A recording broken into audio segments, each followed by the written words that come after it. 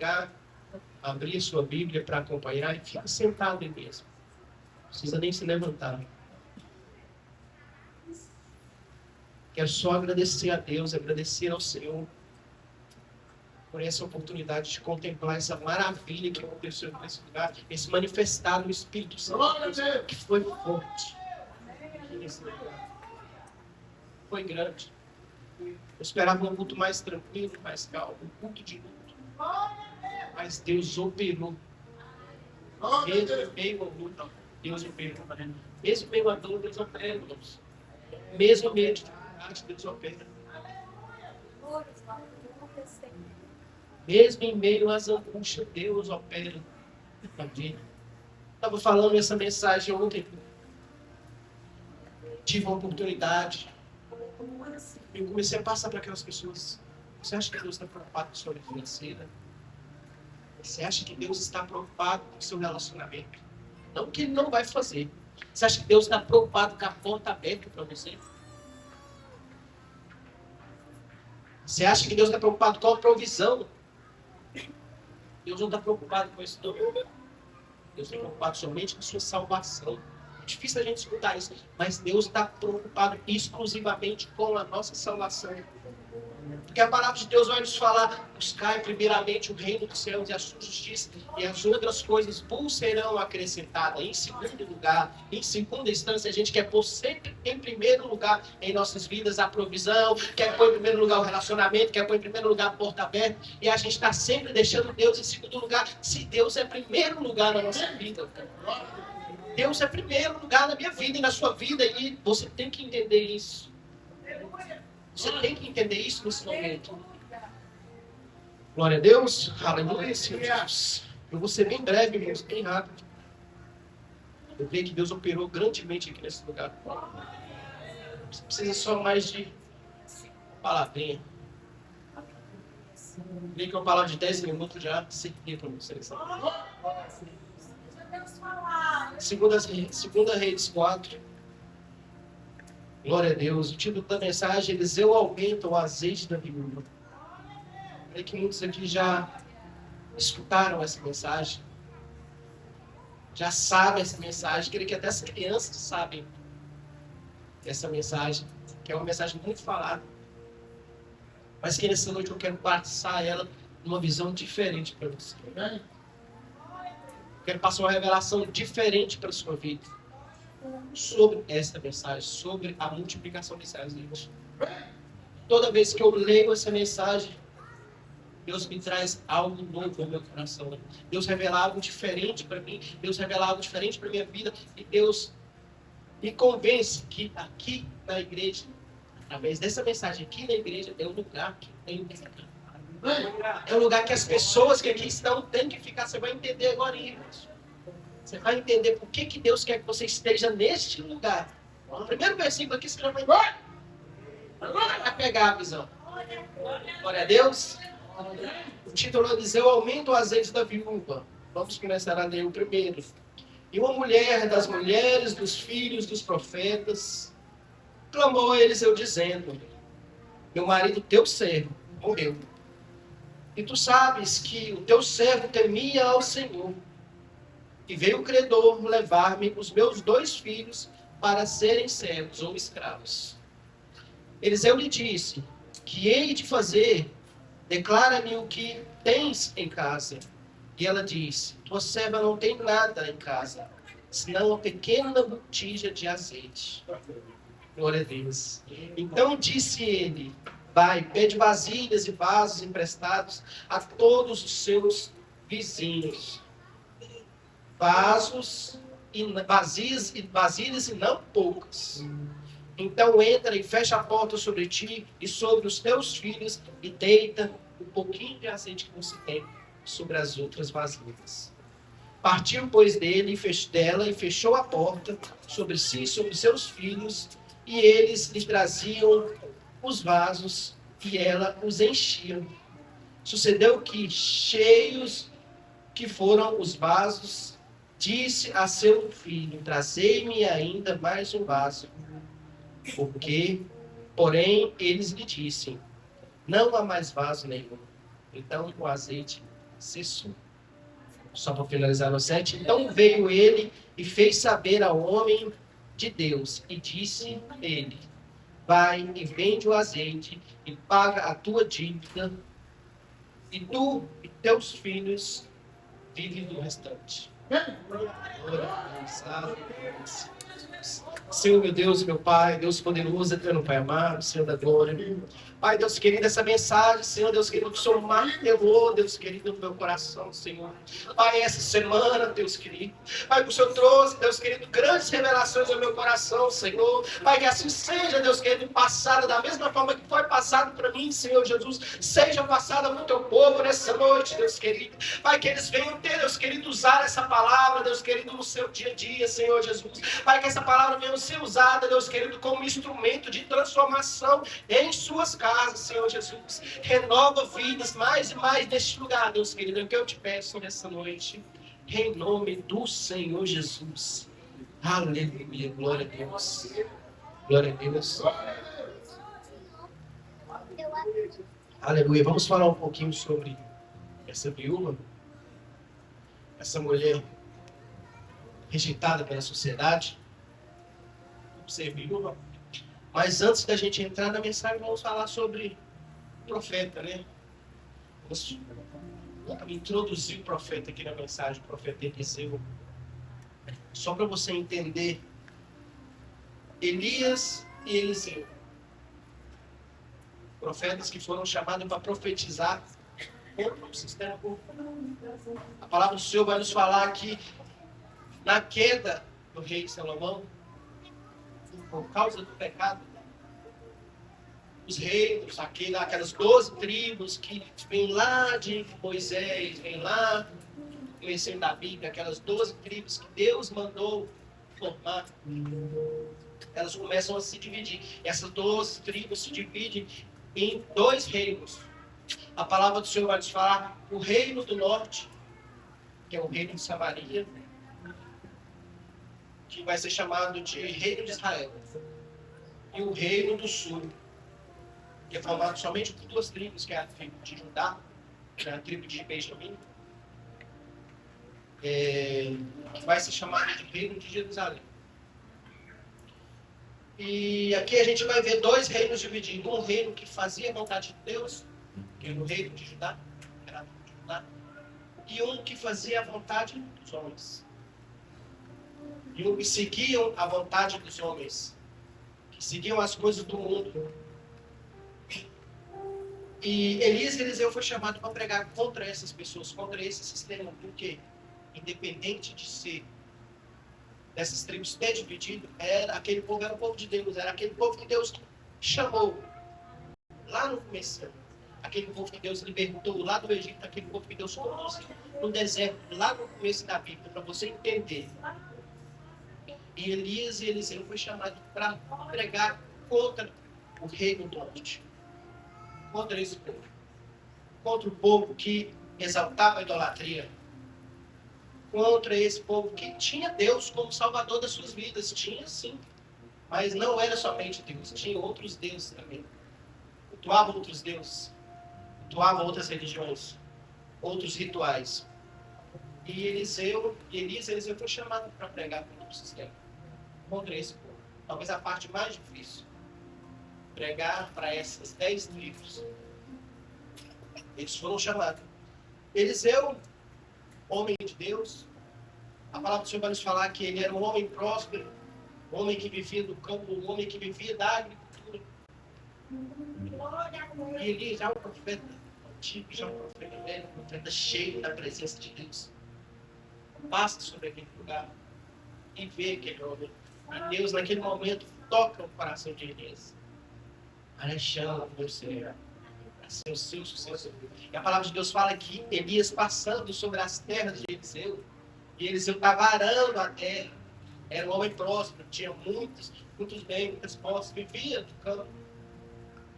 Elias vai e lança sua capa sobre Eliseu, trazendo a sucessão, aquele chamado de Elias para Eliseu. E Eliseu começa a seguir Elias, seguir os passos de Elias, homem de Deus. A palavra do Senhor vai nos falar que eles não eram somente profetas de revelar ao povo. Se você for entender a Bíblia, começar desde o começo lá, Deus botou muitos profetas que traziam revelações de Deus para a sua vida, traziam revelações de Deus para os reis, para os sacerdotes, traziam revelações, só que eles eram diferentes. Eles não traziam somente as revelações, eles traziam a cura, eles traziam a transformação, eles traziam a libertação sobre a vida dele. Elias fazia isso, Elias fazia coisas sobrenaturais, e Eliseu começou a seguir ele. Não pensou duas vezes, abandonou sua esposa, abandonou sua família e começou a seguir Elias. Começou a seguir os passos de Elias. E com isso a gente vai entender o começo do chamado de Eliseu. Quando Eliseu começa a contemplar a glória de Deus. Quando Elias vai ser arrebatado para a glória, e antes de ser arrebatado para a glória, Eliseu vai e pede uma porção dobrada do Espírito que estava sobre ele. Ou seja, tudo aquilo que Elias fez, todas as coisas que Elias fez, todos os milagres que Elias fez, todas as revelações que veio sobre a vida de Elias, ia vir dobrado sobre Eliseu. Ia vir dobrado sobre aquele homem. Irmão, pensa na carga. Pensa o tanto que isso é pesado sobre a povo. Pensa comigo, irmãos. Pensa aí no íntimo do seu coração. Quão é difícil para você estar sentado aqui nessa noite fazendo algo para o Senhor.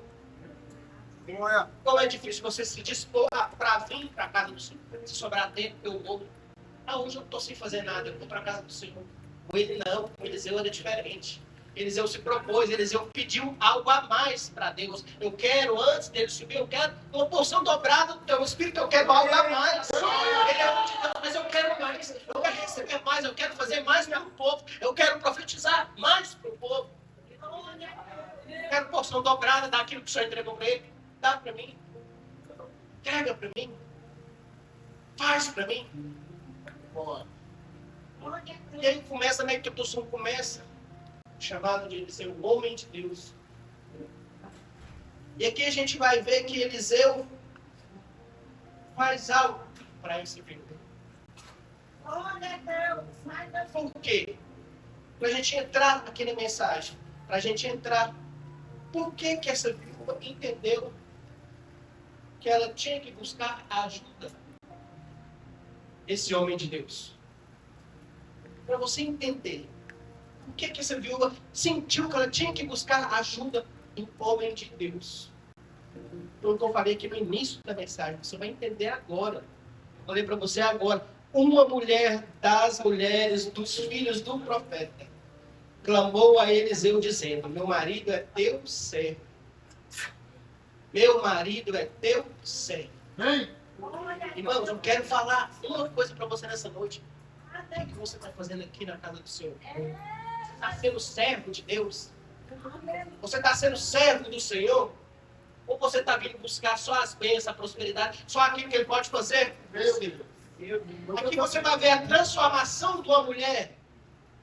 Por quê? Porque o marido dela era servo de Eliseu. Era servo de Deus. A palavra do Senhor vai nos falar aqui que ele temia ao Senhor com maiúsculo. E o Senhor que ele está falando aqui não é Eliseu, não. É o Senhor Deus. Ele temia ao Senhor. Ele era servo de Eliseu. Ele seguia Eliseu. Da mesma forma que Eliseu seguia Elias, ele seguia a Eliseu. Ele era servo dele. É por isso que ela sentiu necessidade de buscar auxílio para aquele homem. Foi em vão, irmãos? Foi em vão ela ter ido buscar algo com aquele homem? A palavra do Senhor vai nos falar que aquela mulher buscou ajuda. Por que ela buscou ajuda? O profeta. Por que ela pediu algo para o profeta? Durante a trajetória dela, o teu servo, teu marido, servo de Eliseu, fazia a vontade de Deus. Só que veio a falecer. Morreu. Não aguentou, morreu. Só que ele era quem? Servo de Deus. Ele era servo do Senhor. Ele era servo de Eliseu. E ele tinha crédito com Deus. Imediatamente, para você entender, meu marido era cego, morreu. Automaticamente.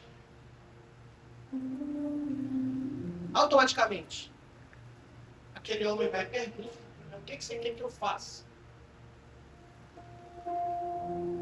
Deus sabia. Deus sabe o que a gente precisa. Deus sabe o que eu preciso. Deus sabe o que você precisa. Talvez até o profeta sabia, mas o profeta queria que ela testificasse naquele momento. O que você quer que eu faça? O que você tem na sua casa? O que você tem para me entregar? Imediatamente aquela mulher vai questionada pelo profeta: a tua serva não tem nada em casa, senão uma pequena botija de azeite. Uma pequena botija de azeite. Interessante que a gente vai olhar num contexto diferente sobre essa pequena botija, uma botija de barro. E a gente vai olhar duas coisas que nos deixam intrigados nessa mensagem: a botija e o azeite. Dois processos que Deus nos trata no íntimo. A botija, o vaso, quando está sendo quebrado, quando está sendo amassado, para ser feito um vaso novo, um vaso diferente. Isso aqui é algo meu, irmãos, que eu estou passando para vocês nessa noite. Talvez não tenha nada a ver com essa viúva. Vaso, quando a gente fala desse vaso, esse vaso que tinha essa pequena porção de azeite. Primeiro Deus vai pegar o vaso, vai tratar o vaso, vai quebrar ele, vai moer, vai construir o vaso, vai todo um processo. Um processo doloroso, um processo doído. E se você for olhar a produção do azeite também, você vai ver que é o mesmo processo do vaso. É um processo doloroso. É um processo de colheita, é um processo de crescimento, é um processo de colheita, e depois vai ser o processo da prensa. Que para extrair esse azeite, você vai ser colocado na prensa, vai ser prensado, vai ser apertado. E aquele finalzinho ali é o melhor. Aquele finalzinho, aquele caldinho final ali, é o melhor de Deus para a sua vida.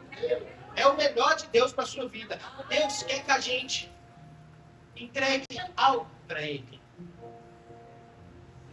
Quando o profeta pergunta para aquela viúva: o que você tem? Uma pequena botija, uma pequena quantidade de azeite. Talvez para aquela mulher não era nada. Mas ela tinha algo para o Senhor. Ela tinha algo para Deus. O que você tem para Deus nessa noite? O que você tem para o Senhor nessa noite? Deus quer que você entregue algo para Ele poder fazer na sua vida. Por isso que muitas vezes a gente sobe aqui, dia após dia, antes da mensagem, tem uma palavra da oferta. Deus quer que você faz algo para Ele poder fazer algo para você. Essa mulher tinha uma pequena botija de azeite. O que essa pequena botija de azeite representava? Representava o marido dela? Representava o servo de Deus, aquele servo que servia ao Senhor. Representava algo que talvez ela tenha feito para o próximo. A palavra do Senhor vai nos falar que quando, se eu não me engano, lá em Provérbios, que quando você ajuda ao próximo, quando você ajuda ao necessitado, você está emprestando para Deus. Quem quer fazer empréstimo para o Senhor aí nessa noite? Quem quer emprestar para Deus aí nessa noite? Sabe o que é interessante emprestar para Deus? Porque Deus é homem de uma palavra só. Deus é homem de uma palavra só. E se você emprestar para Ele, se você ajudar o seu próximo, se você ajudar o necessitado, se você ajudar aquele que precisa, na hora que você precisar, Ele vai estender a mão para você. Na hora que você precisar, Ele vai entregar algo para você. Ele vai entregar algo para a sua vida, porque você tem crédito. E aqui a gente vai identificar isso aqui também. Essa viúva tinha um crédito. Ela não era uma mulher qualquer não, irmãos. Ela não era uma mulher de rua qualquer não. Que Deus passou, Jesus estava passando. Vou decidir curar aqui, porque esse aqui precisa de cura, não. Ela era esposa de um seguidor de Eliseu. Um seguidor, um profeta. Você está fazendo o que para o Senhor, dentro da casa do Senhor? Chegou o momento de você fazer essa pergunta para você no seu íntimo. Você está fazendo algo para Deus? Você está emprestando para o Senhor? Para quando você precisar, Deus vai falar, não, então, eu vou fazer para ti. Eu vou fazer para você. Eu vou entregar para você. A gente tem que entender que nunca é a prioridade do Senhor nos abençoar, não. Nunca vai ser prioridade do Senhor nos abençoar, não. A prioridade de Deus é a nossa salvação. A prioridade de Deus é a nossa salvação, é a nossa transformação, a nossa cura, a nossa libertação. Mas quando Ele tiver que abençoar, Ele vai abençoar porque você tem crédito. Quando Ele tiver que abençoar, Ele vai fazer com que você tenha crédito. Você emprestou para o Senhor e agora você tem um crédito com Ele. Nem que seja uma pequena botija de azeite, você tem para cobrar do Senhor.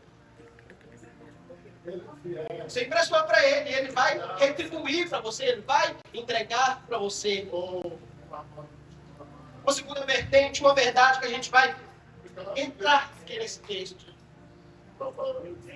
Tem uma pequena botija de azeite, não é reserva. Se você, vamos supor que você tem uma reserva para você. Agora Deus quer que você tenha uma autoridade para multiplicar essa pequena reserva que Ele entregou para você, que Ele entregou nas suas mãos.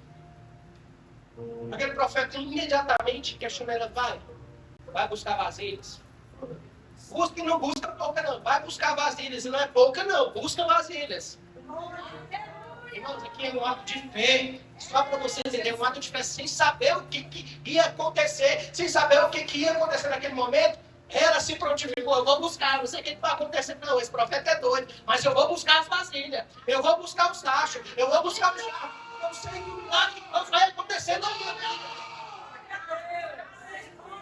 Deus, nesse momento, está querendo que você dê esse passo de fé, sem saber o que vai acontecer, vai lá e faz. Muitas vezes Deus nos dá a direção do que a gente tem que fazer. Deus nos fala, vai lá e ora, irmão. Deus falou para mim, vai aqui e ora para essa pessoa, para essa. Eu vou levantar lá e vou orar. Eu não sei o que Deus vai fazer, irmão. Muitas vezes Deus não vai me revelar o que Ele vai fazer. Mas eu sei que Deus vai fazer. Eu sei que Deus vai transformar. Eu sei que Deus transformou as vidas das pessoas que eu orei aqui nesse lugar. Eu tenho certeza, eu tenho convicção. Deus o tempo todo quer que a gente dê o primeiro passo de fé. Para você entender, na época lá de Jesus, quando Jesus diante daquela multidão e aquela mulher com fluxo de sangue há muito tempo sofrendo. Há muito tempo sofrendo. Há muito tempo angustiada com aquilo. E ela entra no meio daquela multidão e ela tem uma fé tão grande que ela toca somente na hora, só na pontinha do vestido de Jesus. Jesus imediatamente questiona quem me tocou. Quem me tocou? Quem tocou minhas vestes? Porque saiu virtude de mim. Não foi de mim, saiu virtude de mim. Não foi com a minha autoridade. Foi com a sua fé. Naquele momento Jesus declara, a sua fé te curou. Foi a sua fé que te curou. Quando aquele centurião chega diante de Jesus e fala, Senhor, cura o meu servo, cura o meu pequeno servo. Ele está padecendo, ele está na beira da morte, cura ele, Senhor Jesus. Jesus prontamente falou, eu vou lá curar. Não, Senhor Jesus, eu não sou digno de você nem entrar na minha casa. Mas se você der somente uma palavra, ele vai ser curado. Imediatamente, Jesus vai questionar que não, fala, a sua fé é tão grande, a sua fé me alegrou, a sua fé alegrou o meu dia. Deus quer que a gente dê esse primeiro passo de fé para Ele fazer um milagre em nossas vidas. Deus quer que a gente dê esse passo de fé, irmãos. É a fé que vai fazer um milagre na sua vida, é a fé que vai te transformar, é a fé que vai te curar. Deus quer que a gente dê esse primeiro passo de fé. Naquele momento, Jesus questionou o centurião. A sua fé foi tão linda que alegrou o meu dia. Você acha que existe algo mais importante para Deus do que uma declaração verdadeira e genuína de fé daqueles que estão aqui na terra? Naquele momento, aquela mulher se prontificou. Se prontificou a ir buscar as vasilhas sem saber o que ia acontecer. Mas ela sabia que algo ia acontecer. Eu não sei o que é, não. Eu não sei o que Deus vai fazer na minha vida, não. Mas eu sei que vai fazer. Eu não sei da forma que Deus vai me tratar, não. Mas eu sei que Ele vai tratar. Eu sei que Ele vai me suprir. Eu sei onde buscar. Não sei onde que eu devo buscar. Imediatamente aquela mulher vai e busca as vasilhas, uma a uma. A palavra de Deus vai falar. Busca vasilhas e não poucas, muitas. Glória a Deus. Glória. É muita vasilha. É muita vasilha. Busca vasilhas, não poucas.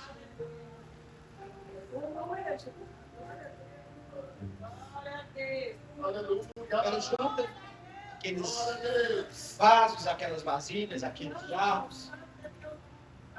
Vocês sabem o que aconteceu? Ela chega no profeta de pai. Fecha a porta sobre você e seus filhos. Aquela pequena quantidade. Aquele empréstimo que você fez para mim. Aquela vez que você ajudou aquele necessitado. Aquela vez que você entregou aquela cesta básica. Aquela vez que você estendeu a mão para aquela pessoa que precisava de um sítio de paz. Aquela vez que você ajudou com um prato de comida. Aquela pessoa. Você virou e presta. Um pouquinho aqui para mim. Aqui é uma pequena botija. Mas agora eu vou transformar numa riqueza. Agora eu vou transformar em coisas grandes na sua vida. E a palavra do Senhor vai falar que aquela mulher começou a despejar aquela pequena botija, né? E o azeite foi se multiplicando, o azeite foi derramando e não parava de derramar, e foi derramando, e foi enchendo o vaso, e foi enchendo o outro, e foi enchendo o vaso, e foi enchendo o outro. E no final ela quer encher, traz mais vaso, aqui tá o azeite, não para não, traz mais vaso, o azeite não para não. Aí o filho vai, acabou os vasos, mãe, acabou os vasos. E o azeite cessou. Vamos agora para você, para finalizar aqui a mensagem, para você entender quanto que Deus é poderoso em nossas vidas, quanto que Deus foi poderoso na vida dessa mulher. O azeite era algo muito valioso. Azeite, a palavra do Senhor vai nos falar, se você for entender, for aprofundar, fala que o azeite, os cereais e o vinho era a principal moeda de troca naquela época, não tinha dinheiro. O azeite era muito valioso, o azeite servia de muitas formas, ele servia como um combustível para as lamparinas. O azeite servia como para ser usado na culinária. O azeite servia também para ser usado na medicina, como guento, como remédio. E o azeite principal servia para ungir reis, sacerdotes, ministros, pessoas a qual Deus tinha escolhido. Ou seja, o azeite tinha um valor de ouro. Falando para você aqui, né? Claro, tinha valor de ouro. Era mais valioso talvez do que o ouro, porque o ouro talvez não existia fogo naquela época, o azeite não. Era a principal moeda de troca. E eu vou ler aqui o finalzinho para você entender o que Deus fez na vida dessa filha. E o que Deus pode fazer na sua vida. O quanto que Deus pode transformar a sua vida. E sucedeu que cheio que foram os vasos, disse a teu filho, traz ainda mais um vaso. Porém ele disse, não há mais vaso nenhum. Então o azeite parou, né? O azeite cessou. Então veio ele e fez saber ao homem de Deus. Ela foi e falou para Eliseu. E disse ele, vai, vende o azeite e paga a sua dívida. Aquela dívida que aquele filho queria escravizar os seus filhos. Aquela dívida que tinha sido deixada pelo seu marido. Paga a tua dívida e tu e teus filhos vivem do resto. E você quer forte demais. Tu e teus filhos vivem do resto. Ou seja, a gente pode aqui declarar que Deus entregou uma aposentadoria vitalícia para aquela mulher, para aquele momento. O resto da vida, não somente para ela, mas para ela e para os filhos dela. Porque aqui ele fala, tu e teus filhos vivem do restante. O quanto que era valioso, o quanto que tinha valor aquele bem que estava ali na casa daquela mulher. Olha o que Deus fez, olha o que Deus operou na vida daquela mulher. Mas por que Deus fez isso? Por que Deus transformou a vida daquela mulher? somente por um motivo, que ela tinha aquela pequena botija. Ela tinha aquele empréstimo com o Senhor. Ela tinha algo com Deus. Ou seja, irmãos, Deus não vai abençoar qualquer um alheio, não. Deus não tem, primeiro, Ele não tem nem obrigação de abençoar nem os que estão. Mas se você tem um empréstimo com Deus, se você tem feito algo para Ele, se você tem feito algo para alegrar o coração do Senhor, se você tem feito algo para aumentar aquela pequena botija que está lá, guardada do Senhor, é sua.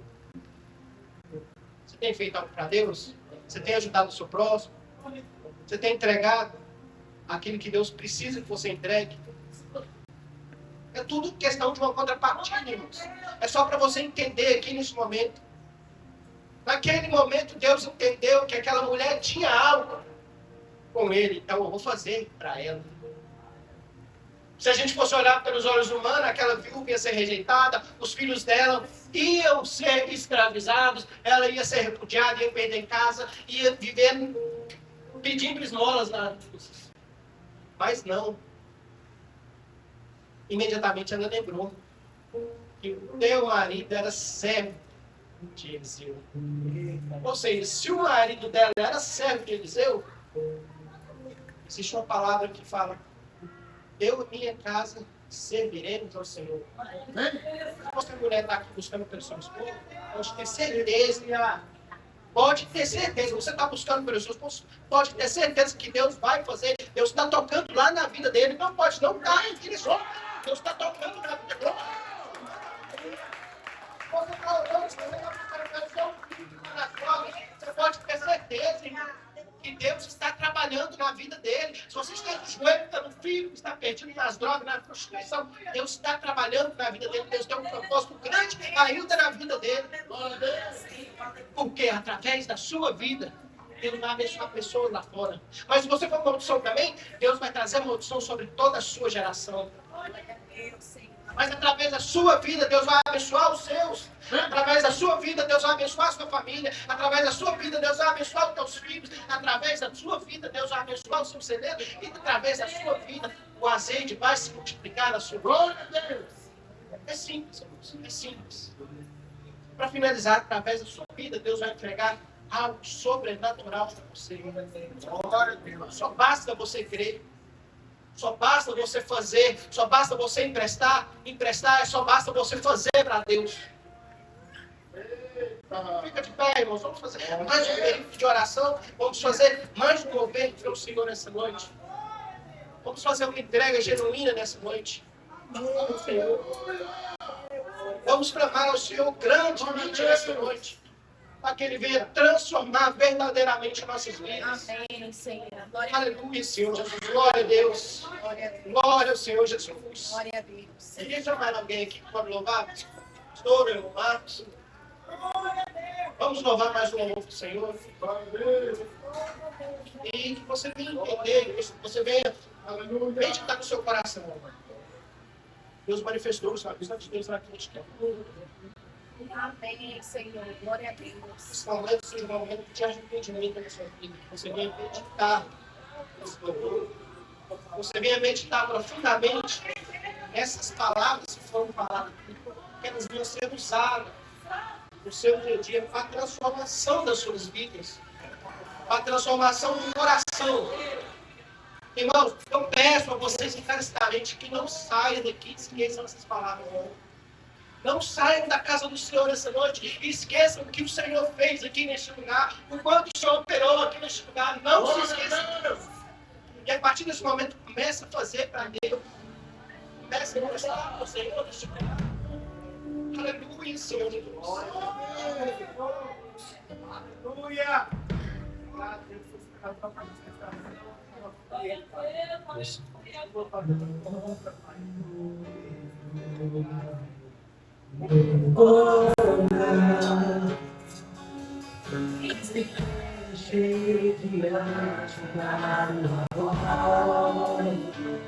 Não há doença,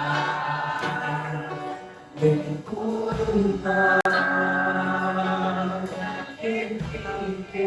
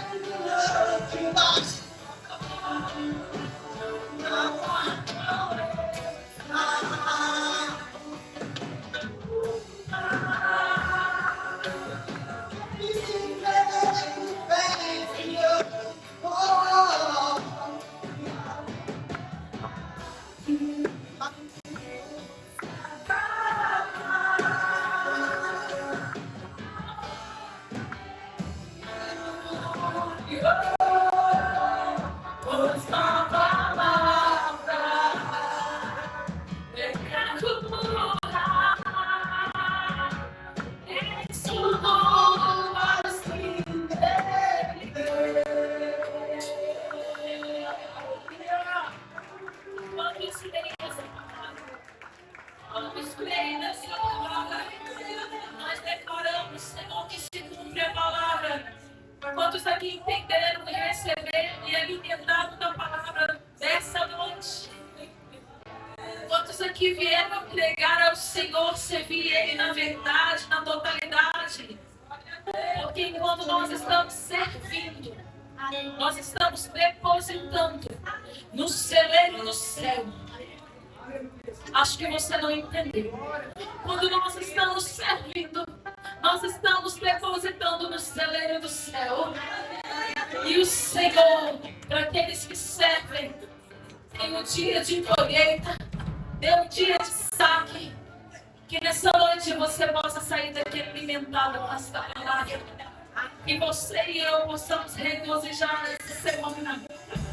Alimentar e declarar sobre as nossas vidas esta palavra em nome de Jesus, amém. Meu Deus. Amém, Senhor. Glória a Deus. Aleluia. O irmão Carlos está cantando aqui. Vou fazer um anúncio.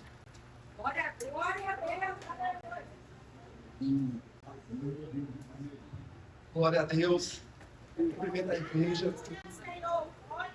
Irmãos, nós estamos arrecadando alimentos de maneira voluntária e também estamos arrecadando cestas básicas. Para que essas cestas básicas e esses alimentos? Para nós, irmãos. Para os membros que passam por necessidades. Eu sei que nenhum de nós queremos passar por algum deserto econômico, financeiro, mas isso muitas vezes acontece. De maneira recorrente, às vezes. Mais para alguns irmãos do que para outros. E esses irmãos que estão passando por qualquer dificuldade econômica que seja, e esteja não tendo recursos alimentares em casa, pode procurar a igreja. Nós estamos nos preparando para isso. O pastor Hélio, recentemente, ele comentou que ali no fundo tem uma sala pastoral. Do lado dessa sala pastoral tem uma salinha que eu chamo de sala de bênçãos e fartura. Nós estamos enchendo essa salinha de bênçãos e fartura para abençoar os membros da igreja que necessitam. E outra questão, irmãos, nós, muitas vezes eu falo até por mim, nós sentimos vergonha de falar, estou passando por alguma necessidade. Mas nós devemos entender que nós somos uma unidade em Cristo e somos irmãos espirituais. E se nós não pudermos ajudar os nossos irmãos, quem ajudará? Nós estamos aqui para isso. Esse mês, eu estou responsável pela ação social da igreja. Os irmãos podem me procurar. Não estou aqui para expor ninguém. Para quem tem vergonha, pode me procurar no sigilo, pode me mandar mensagem. Nós estamos aqui para ajudar como corpo em Cristo. E eu gostaria de ressaltar os alimentos que mais estão faltando. A igreja recebe menos doação: milho, leite, miojo, sal e cuscuz. Os outros alimentos nós temos mais fartura para poder ajudar. E, irmãos, esse tema da obra social, ele reflete muito sobre o tema da oferta. Ofertar, na verdade, ela não é vir aqui e acrescentar algo no cofre da igreja. Não é somente pegar aqueles 5 centavos, aqueles 10 reais, aqueles 500 reais. Nós ofertamos também em bens. E alimentos são um desses bens que nós vamos ofertar, não somente para a igreja, porque ofertando para a igreja, nós estamos ofertando para o próximo. E eu gostaria que os irmãos também entendessem que muitas das vezes nós não temos força para multiplicar o nosso azeite, mas nós podemos ter força para multiplicar o azeite do nosso irmão, do nosso próximo. Então vamos agir, contribuir para que nós possamos multiplicar cada vez mais e mais, não somente na nossa vida, mas também do nosso próximo. A gente, muitas vezes, nós estamos com alguma coisa sobrando no bolso, eu vou doar na igreja, mas a nossa oferta, muitas vezes, é ali naquele supermercado, que tem aquele macarrão de R$ 2,50. E você pode comprar, não para você, mas para o próximo, para doar. Como a minha esposa disse aqui no início, devemos ter mais amor. E o amor, ele nos faz ter empatia pelo próximo, mesmo não sabendo quem é o próximo. Nós doamos pedindo para que o próximo seja abençoado. Então, irmãos, podem me procurar. Eu sou responsável esse mês da obra social. Para os irmãos que frequentam um pouco, às vezes não conhecem, eu sou o irmão Magno. E gostaria que Deus abençoasse cada vez mais e mais. E que Deus abençoe aqueles que têm um coração intencionado para abençoar o próximo. Eu agradeço a minha. Glória a Deus.